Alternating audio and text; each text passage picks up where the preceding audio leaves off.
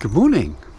Well, it's a lovely sunny late April morning, which must mean that this is the March-April update of the New Forest video diary, showing some of the things that have gone on in the forest over the past couple of months. Well, weather-wise, it's been a massive improvement on last year, and the forest is drying out nicely. So in this edition of the video diary, we've got some rare footage of a pair of goshawks, and also a dramatic reminder of why you shouldn't feed the ponies and the donkeys, and much more.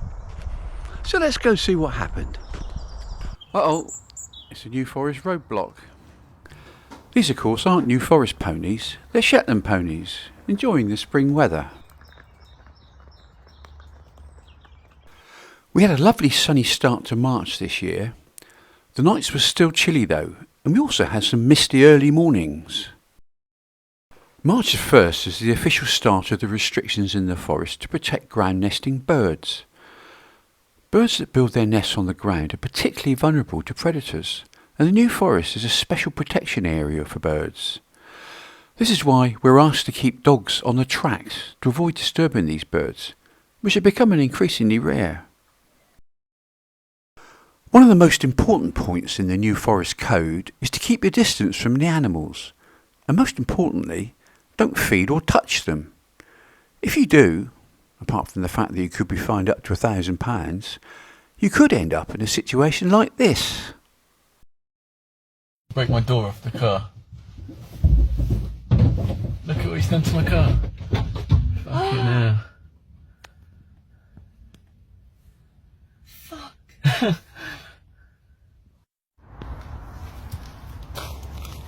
Fortunately, this pony wasn't injured. The driver was only worried about his car, which is a whole other conversation. This incident was actually in another national park, not in the New Forest.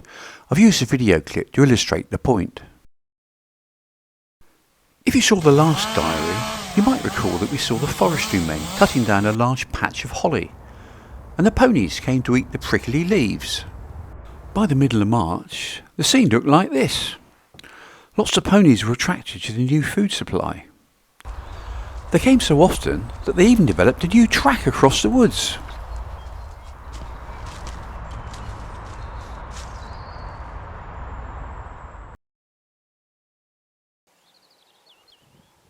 In March, the birds are well into their breeding season, and most birds will have paired up. This includes this pair of goshawks. Steve Laycock has kindly shared this rare footage of the goshawks mating.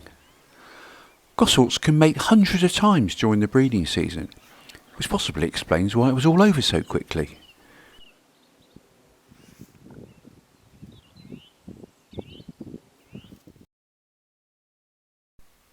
The daffodils flower during March, of course, a sure sign that spring's almost here. Daffodils appeared under some of the local road signs. Maybe Bulbsy paid us a visit and planted them last autumn. I wonder if Bulbsy will come back next autumn. The primroses are a real sign that spring's here. Another spring flower is the cuckoo flower. These are named because they appear at the same time as the cuckoos return from Africa to breed here, and this year they were right on cue. A sign of spring for some country people is the song of the chiff-chaff. These are named after the sound of their song. A simple chiff-chaff, chiff-chaff. Chiff-chaffs spend the winter around the shores of the Mediterranean and arrive back here to breed in the spring. Another spring arrival whose beautiful song adds to the dawn chorus in the forest is the blackcap. Blackcaps have a lovely melodic song and have been compared to nightingales.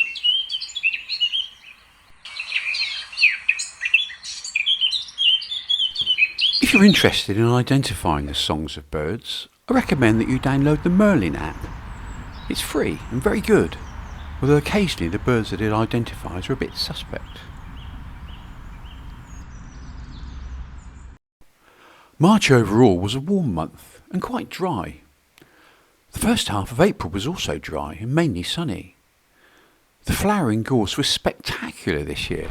Much of the open forest turned bright yellow.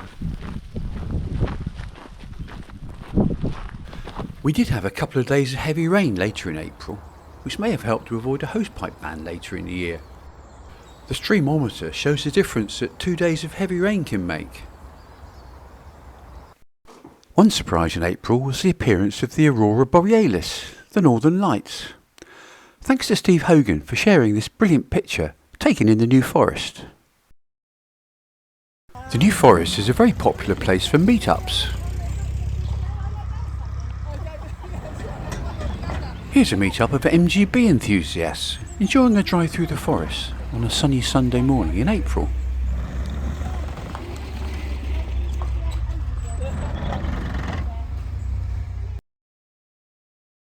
At the end of April we had a heat wave, a very warm week. Leaves have appeared on most of the trees now. Here we can see the male flowers of the oak tree, called Catkins. Oak trees have male and female flowers on the same tree. Pollen from the catkins blows onto the female flowers, and these are what grow into acorns. The bluebells were in full bloom, and the warm weather benefited the butterflies, who had such a hard time last year when we had so much wet weather.